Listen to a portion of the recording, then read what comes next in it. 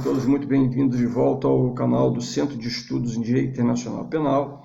E hoje nós vamos falar um pouquinho sobre essa relação aí do presidente dos Estados Unidos com o presidente da Ucrânia, que tem estado nas mídias, nos comentários pelo mundo afora. E até para responder algumas questões que me foram encaminhadas por e-mail, para o e-mail do Centro de Estudos. A primeira coisa que eu quero aqui abrir o vídeo é que agora há pouco, hoje é dia 23 de fevereiro, agora há pouco, saiu uma notícia aqui que eu apurei, que numa entrevista um jornalista perguntou ao presidente ucraniano se caso fosse permitido à Ucrânia ingressar na OTAN, como membro da OTAN, da Organização do Tratado do Atlântico Norte, que se Volodymyr Zelensky deixaria a presidência da Ucrânia. Ele falou que de imediato, para trazer paz à Ucrânia e segurança, à Ucrânia e ao seu povo, que ele deixaria de imediato a presidência do país. Bom, isso é uma questão que é uma boa jogada, mas a gente sabe muito bem que até o ministro dos Negócios Estrangeiros da Rússia, Sergei Lavrov, já havia dito essa semana, posteriormente àquela reunião que teve com Marco Rubio, secretário de Estado dos Estados Unidos, lá em Riad, na Arábia Saudita, que a Rússia até admitiria que a Ucrânia ingressasse na União Europeia, mas não na OTAN. Veja se é possível um Estado impor alguma coisa a um outro Estado soberano. Isso é lamentável. Mas aí é que é o ponto de partida, até para a gente responder as perguntas aqui, são perguntas acerca da legitimidade de Zelensky e também daquele acordo sobre as terras raras, né? Aquela proposta de acordo dos Estados Unidos. Bom, primeiro fazer um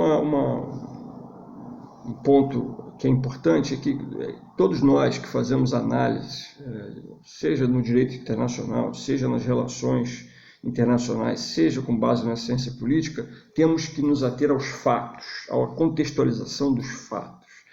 Quando se deixa a fazer uma análise com base nos seus entendimentos políticos e ideológicos, a análise ela acaba ficando comprometida, né, porque já não é uma análise imparcial.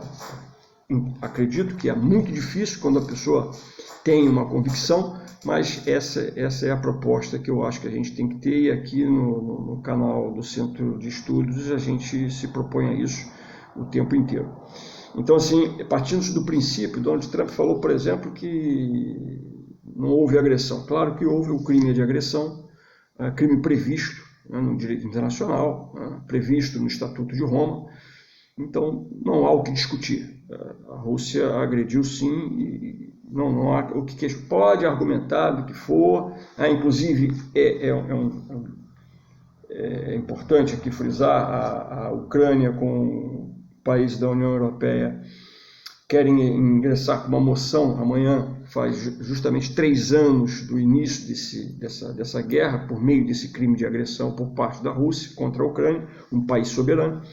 E a Ucrânia, junto com esses países, querem apresentar uma moção junto à Assembleia Geral da ONU acerca disso. Óbvio que, eu não sei se as pessoas conhecem, mas aí é importante frisar, a proposta de resolução apresentada à Assembleia Geral da ONU, por mais que ela seja aprovada pela Assembleia Geral, a Assembleia Geral tem 193 membros, Estados-membros, ela não é vinculativa, ou seja, ela não obriga os Estados a que se refere à resolução.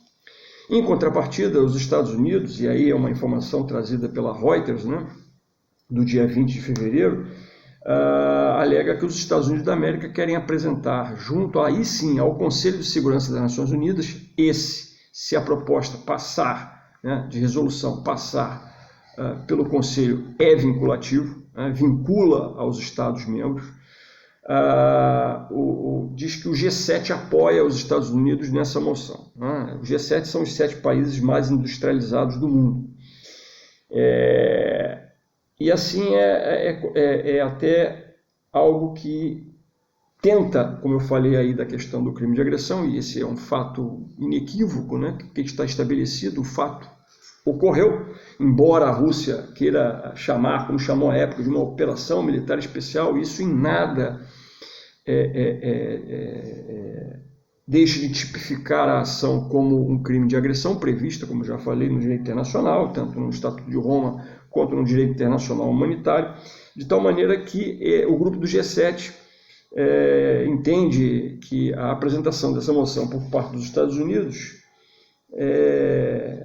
para dar fazer uma contrapartida, talvez, ao que a Ucrânia e alguns países aqui da União Europeia estão querendo fazer. Mas o problema é que há um contraste aí que não fica muito claro, né? Esse trazido pela Reuters, até porque o grupo do G7, que é os 7 países, como eu disse, mais industrializados do mundo, estão neles França, Alemanha, Itália, Japão, Reino Unido, Estados Unidos e o Canadá. São os 7 mais. Então, França, Alemanha, Itália, né? Será que esses países que estão aqui no bloco europeu vão compactuar com isso? Não sei, mas a moção tenta fazer isso que eu acabei de falar para vocês sobre os argumentos de Donald Trump, né? De dizer que não houve um crime de agressão, né? Em que se a Rússia fez o que fez, se deve ao fato da Ucrânia ter permitido de alguma forma e os Estados Unidos terem compartilhado dessa ideia ucraniana, o que é um absurdo por si só. E na moção, a referência que se faz a essa questão da guerra é dizer que houve uma guerra devastadora da Rússia na Ucrânia. Ou seja, é um termo para tentar minimizar, mitigar os efeitos claros e evidentes do crime de agressão. Aliás, o Tribunal Penal Internacional, como todos nós sabemos, já emitiu mandados de captura a Vladimir Putin por crimes de guerra. Então, não tem como fugir a isso. Mas, aí, agora, respondendo à pergunta das pessoas que encaminharam algumas questões, esse acordo sobre as terras raras proposto pelos Estados Unidos é um acordo que, até agora, o presidente ucraniano tem refutado, porque não apresenta, segundo ele, claras evidências de que os Estados Unidos da América farão a segurança da Ucrânia, darão segurança e condições à Ucrânia. Haja vista que aí está em jogo, inclusive, a possibilidade ou não da Ucrânia entrar na OTAN. Porque a gente sabe da dificuldade que vão existir países que vão ser contrários ao ingresso da Ucrânia na OTAN, mas se esse acordo fosse ajustado entre os Estados Unidos e a Ucrânia sobre as terras raras, e se fosse colocado no acordo claramente a cláusula de defesa por parte dos Estados Unidos do Estado ucraniano, a Ucrânia não precisaria tão cedo pensar nisso novamente. Fato é que até agora foi refutado.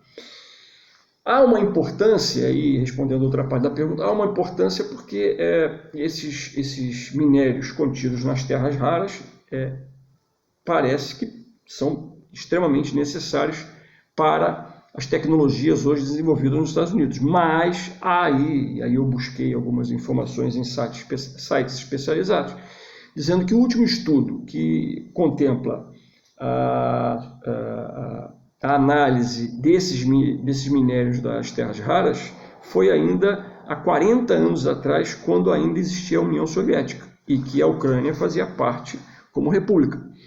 Então, esses estudos não deixavam claro se esses minérios eram comercializáveis. Então, um estudo de mais de 40 anos atrás. Então, para todos os efeitos, para a Ucrânia, se deixar bem claro no acordo que os Estados Unidos farão a defesa incontestável do Estado ucraniano, seja por que for, eu acho que a Ucrânia tem tudo a assinar esse acordo, que, sem saber se efetivamente os minérios são comercializados, é um risco que os Estados Unidos correm, mas isso é uma outra história. A outra questão é a legitimidade do presidente ucraniano. Ele é legítimo porque a Constituição assim determina e está sob o efeito de uma lei marcial, porque o Estado está em guerra, de tal maneira que não há ilegitimidade. Poderia ser feito uma eleição? Pode. Já ocorreu, inclusive, isso na Ucrânia em 2014, naquelas questões sobre a Crimeia. Sim, pode. Mas, na altura do que nós estamos assistindo, entende o presidente ucraniano que não é o caso. E assim muitos concordam com ele. De tal maneira que ele está legitimamente amparado, né?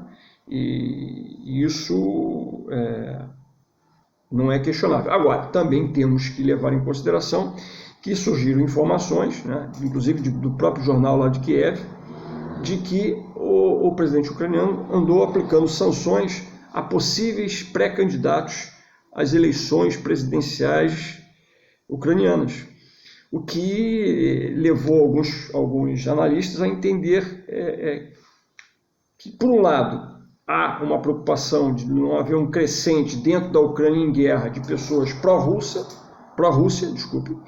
mas também a preocupação de que possam estar pessoas sendo cerceadas das suas liberdades de opinião, das suas liberdades como pessoas ucranianas e que podem ter até nacionalidade tanto ucraniana quanto russa, de poderem se expressar sobre o que bem entenderem, mesmo estando em lei marcial. Porém, há outros que concordam com a aplicação das sanções, porque a lei marcial impede que certos direitos, limita, vamos dizer assim, certos direitos. Talvez um desses seja essa predisposição de algumas pessoas dessas, que mesmo sendo já pré-candidatos a uma possível eleição presidencial, estejam fazendo de alguma forma uma propaganda russa. Então isso é muito complicado, né? Ainda mais nessa questão que se está vivendo na Ucrânia, que é uma questão de guerra. Mas é importante, espero que eu tenha respondido às questões aqui apresentadas, tanto na questão dos acordos das terras raras, quanto da legitimidade do presidente ucraniano, e espero que a gente possa, em um outro vídeo, esclarecer mais dúvidas e propor alguma coisa de interessante para que a gente possa viabilizar mais estudos acerca dessas questões que envolvem também não só o direito internacional como um todo, mas especialmente o direito internacional penal. Um grande abraço a todos.